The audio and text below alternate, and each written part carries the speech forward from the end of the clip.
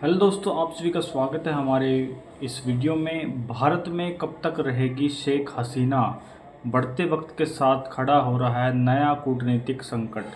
भारत पर हमेशा कोई ना कोई उंगली उठाता नज़र हमेशा आता है और इस बार भी शेख हसीना के जो भारत में ठहरी हुई है उसके चलते भारत और बांग्लादेश के बीच कूटनीतिक संबंधों में भी एक टकराव पड़ने की आशंका बताई जा रही है और बांग्लादेश में भी इसका प्रदर्शन बड़ी ही तेज़ी से हो रहा है और जिससे उनके प्रत्यय समर्पण की मांग की जा रही है। भारत में शरण लेने के बाद बांग्लादेश के पूर्व प्रधानमंत्री शेख हसीना के अगले कदम को लेकर स्थिति साफ होती नहीं दिखाई दे रही। शेख हसीना 5 अगस्त से भारत में हैं और वह बांग्लादेश में बढ़ती हिंसा और अपने जान के खतरे के चलते शरण में उन्होंने ली थी। हालांकि 2 हफ्तों से यानी 2 वीक से तो अधिक समय बीत जाने के बाद भी शेख हसीना का भारत में रहना कूटनीतिक चुनौती बनता नज़र आ रहा है।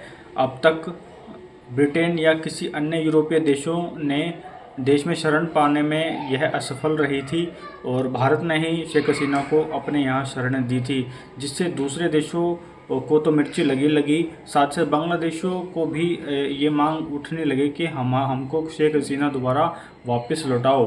भारत के विदेश मंत्री डॉक्टर एस जयशंकर ने संसद में बताया कि शेख हसीना भारत में है और उनकी मदद की ज़रूरत है, लेकिन हसीना के लंबे समय तक भारत में रुकने से सरकार के लिए कूटनीतिक दिक्कतें पैदा बनता जा रहा है। अब वह ब्रिटेन या किसी अन्य अब वह दिक्कतें पैदा हो रही है, खासकर जब यह बांग्लादेश ने उनकी प्रत्यार्पण की मांग शुरू कर दी। हालांकि अभी तक बांग्लादेश ने औपचारिक रूप से प्रत्यार्पण का अनुरोध नहीं किया है। विशेषज्ञों के अनुसार ऐसा करने के बावजूद भारत इसे मानने के लिए बाध्य नहीं है।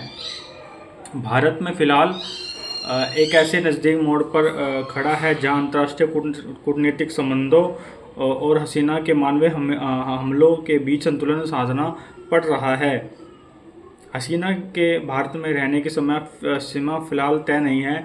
इससे बांग्लादेश और भारत के संबंधों के विषय में भविष्य में होने वाले सवाल भी खड़े होते नजर आ रहे हैं। बांग्लादेश ढाका में एक भाषण के दौरान बीएनपी के महासचिव फ़ारूक इस्लाम आलमगीर ने शेख हसीना को बांग्लादेश में समर्पित करने की मांग की। ऐसा करते हुए उन्होंने मिर्ज़ा फ़खरुल का कहना था कि शेख हसीना को न्याय का सामना करना चाहिए। उन्होंने भारत से अपील करते हुए कहा कि हम आपसे अनुरोध करते हैं कि आप उन्हें बांग्लादेश की सरकार को कानूनी रूप से सौंप दें। इस देश की जनता ने उन्हें किसके खिलाफ मुकदमा चलाने का फैसला लिया है और उसे उनको सामना करने दे। रिपोर्ट के अनुसार मिर्ज़ा फ़खरुल ने शेख हसीना पर भारत में रहकर बांग्लादेश में चल रहे आंदोलन को कमज़ोर करने की साजिश का भी आरोप लगाया है। यह मांग ऐसे समय में आई है कि एक दिन पहले ही शेख हसीना के खिलाफ एक अपराध न्याय अधिकरण में हत्या के मामले में शिकायत दर्ज की गई थी। इसके अलावा शेख हसीना और उसके कार्यकाल के अधिकारियों के खिलाफ पूरे बांग्लादेश में अन्य मामले भी दर्ज किए गए हैं। देश भर में शेख हसीना के खिलाफ मुकदमे चलाने की मांग भी की जा रही है और प्रदर्शन भी तेज़ हो रहे हैं। बांग्लादेश में अभी भी हालात बहुत ही बद से बदतर है और बांग्लादेश में जो राजनीतिक माहौल है वो गर्म होता नज़र आ रहा है। और क्या शेख हसीना को भारत से वापस कर उसे बांग्लादेश को सौंप देना चाहिए या अभी चीज़ें और अच्छी होने के लिए हमें वेट करना चाहिए और क्या डिसीजन आता है इसका भी वेट करना चाहिए। चलिए दोस्तों, आज की वीडियो के लिए इतना ही। अगर आपको वीडियो पसंद आई तो वीडियो को लाइक करना, कमेंट करना, शेयर करना।